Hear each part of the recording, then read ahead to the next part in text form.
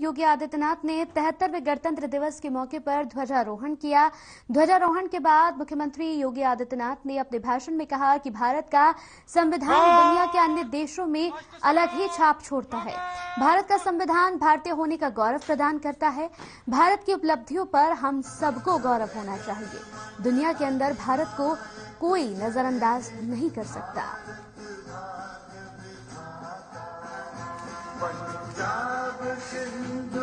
को हमारा देश आजाद हुआ था। किसी भी संप्रभु संपन्न राष्ट्र के लिए अपनी व्यवस्था को संचालित करने के लिए अपना एक संविधान बनाना आवश्यक होता है। भारत के उस समय के महान स्वतंत्रता संग्राम सेनानियों ने मिलकर के एक संविधान सभा का गठन किया था। संविधान सभा 26 नवंबर 1949 को संविधान का मसौदा तैयार करके संविधान की प्रति संविधान सभा को सौंपती है और 26 जनवरी 1950 को इस देश ने अपना संविधान लागू किया। भारत का संविधान कई मायने में बहुत महत्वपूर्ण है। यहां पर जहां भारत के प्रत्येक नागरिक के मौलिक अधिकारों की रक्षा भारत का संविधान अपने प्रत्येक नागरिक को उपलब्ध कराता है, वही भारत के प्रत्येक नागरिक के लिए उसके कुछ मौलिक कर्तव्य भी भारत के संविधान ने दिए हैं। अधिकार और कर्तव्य के बीच का यह समन्वय ही भारत के संविधान को दुनिया के अन्य संविधानों की तुलना में कुछ विशिष्ट स्थान रखता है। बहुत सारी चीजें ऐसी हैं जो भारत के संविधान ने दुनिया के सामने अपनी विशिष्टता की छाप छोड़ी है। खासतौर पर आधी आबादी को देश के पहले आम चुनाव से ही मतदान का अधिकार मिले। आधुनिक लोकतंत्र की डींग हाँकने वाले ब्रिटेन में यह अधिकार बहुत बाद में मिला, लेकिन भारत में पहले आम चुनाव में ही यह अधिकार प्राप्त हो गया था। इस देश के अनुसूचित जाति जनजाति के एक बड़े समुदाय को सामाजिक और आर्थिक दृष्टि से समाज और राष्ट्र की मुख्य धारा के साथ जोड़ने के साथ साथ उन्हें उनका अधिकार प्राप्त हो। वंचितों को, दलितों को यह अधिकार भी भारत के संविधान ने भारत के प्रत्येक नागरिक को दिया। और आज यही कारण है कि तमाम सम विषम परिस्थितियों के बावजूद भारत का संविधान भारत के प्रत्येक नागरिक को न केवल सम्मान के साथ आगे बढ़ने के लिए सदैव प्रेरित करता रहा है, बल्कि दुनिया का सबसे जीवंत लोकतंत्र के रूप में अपनी एक अनवरत यात्रा को आगे बढ़ा रहा है।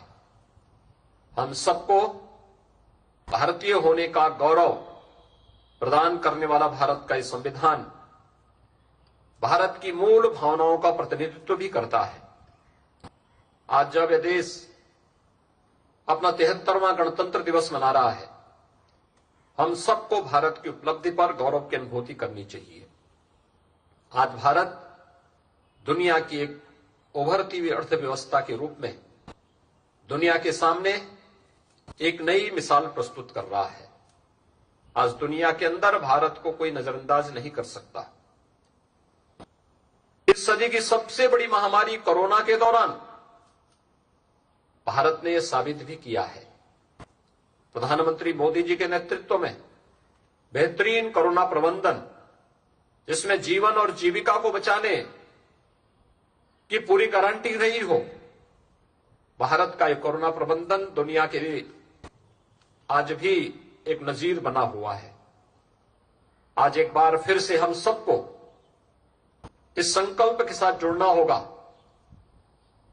कि हम अपने भारत के संविधान की मूल भावनाओं का सम्मान करते हुए जीवन में जब भी अगर हम अधिकार की बात करते हैं तो उससे पहले अगर अपने कर्तव्यों के बारे में भी प्रत्येक नागरिक विचार करते हुए ईमानदारी से अपने कर्तव्यों का निर्वहन करने लग जाए तो वह, मुझे लगता है कि भारत को दुनिया के अग्रणी राष्ट्रों के रूप में खड़ा करने में किसी प्रकार की कोई समस्या नहीं होगी। भारत निश्चित ही दुनिया की एक महाताकत बनकर के आगे बढ़ेगा। मैं आज के इस अवसर पर उत्तर प्रदेश, देश की आबादी के सबसे बड़े राज्य, जिस उत्तर प्रदेश ने विगत 5 वर्ष के दौरान एक लंबी यात्रा प्रारंभ की है, विकास की, समृद्धि की, सुशासन की और जीवन के प्रत्येक क्षेत्र में आगे बढ़ने के लिए देश के अंदर एक नई नजीर प्रस्तुत कर रहा है। इस अवसर पर मैं उत्तर प्रदेश के अंदर जीवन के प्रत्येक क्षेत्र में कार्य करने वाले उन सभी नागरिकों को जिन्हें कल पद्म पुरस्कार से सम्मानित भारत सरकार ने सम्मानित किया है, उनके नामों की घोषणा की है, उन सबको हृदय से बधाई देता हूं। मैं देश के उन सभी महापुरुषों के प्रति सम्मान व्यक्त करता हूं जिन्होंने देश की आजादी के लिए अपना सर्वस्व न्यौछावर किया। उन महान स्वतंत्रता संग्राम सेनानियों को जिन्होंने देश की आजादी की लड़ाई को एक नेतृत्व दिया था और जिन्होंने देश की आजादी का अनुभव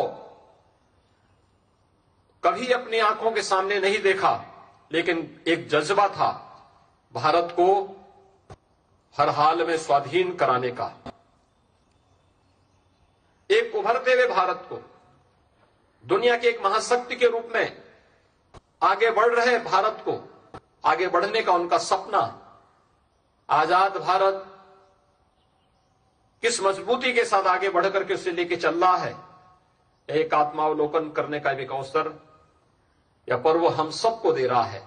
मैं इस अवसर पर राष्ट्रपिता महात्मा गांधी, सरदार वल्लभ भाई पटेल, नेताजी सुभाष चंद्र बोस, भारत माता के ज्ञात और अज्ञात उन सभी शहीदों को जिन्होंने देश की स्वाधीनता के लिए और स्वतंत्र भारत में भारत को एक नई दिशा देने में अपना योगदान दिया है, उन सबको मैं इस अवसर पर विनम्र श्रद्धांजलि अर्पित करते हुए कोटि कोटि नमन भी करता हूं। मैं भारत माता के उन सभी वीर सपूतों को जिन्होंने भारत की बाह्य और आंतरिक सुरक्षा के लिए अपना बलिदान दिया है, उन सभी को भी मैं इस अवसर पर विनम्र श्रद्धांजलि अर्पित करता हूं, उनके शहादत को नमन करता हूं। उत्तर प्रदेश आज जीवन के प्रत्येक क्षेत्र में आगे बढ़ रहा है। उत्तर प्रदेश की बेहतरीन कानून व्यवस्था, सुरक्षा का एक बेहतर माहौल देश के विभिन्न राज्यों के सामने एक नजीर बनकर के उभरी है। इस अवसर पर मैं उत्तर प्रदेश को एक सुरक्षित उत्तर प्रदेश और सुरक्षा से समृद्धि की ओर अग्रसर करने वाले अपने उन सभी जवानों को जिन्होंने उत्तर प्रदेश के अंदर एक माहौल देने में अपना योगदान दिया है, आज वे हमारे बीच नहीं, उन सबको भी मैं विनम्र श्रद्धांजलि अर्पित करता हूं। उत्तर प्रदेश को आज एक विकसित उत्तर प्रदेश के रूप में, समृद्ध उत्तर प्रदेश के रूप में आगे बढ़ने के जिस जज्बे के साथ आज उत्तर प्रदेश आगे बढ़ रहा है, योगदान देने वाले उन सभी टीम के अपने साथियों के साथ साथ प्रदेशवासियों को भी मैं हृदय से अभिनंदन करता हूं। 73वें गणतंत्र दिवस की उन्हें हृदय से बधाई देता हूं, अपनी शुभकामनाएं देता हूं और विश्वास व्यक्त करता हूं कि हम सब भारत के संविधान की मूल भावनाओं का सम्मान करते हुए अपने कर्तव्यों का निर्वहन करने के लिए अगर हर व्यक्ति अपने अपने क्षेत्र में इस कार्य को ईमानदारी से आगे बढ़ाने के लिए संकल्पित होकर के कार्य कर सकेगा तो भारत को दुनिया की एक महाताकत के रूप में स्थापित करने में कोई भी ताकत नहीं रोक पाएगी। एक बार फिर से 73वें गणतंत्र दिवस के अवसर पर पूरे प्रदेशवासियों को मेरी हार्दिक बधाई और शुभकामनाएं। धन्यवाद। जय हिंद। वही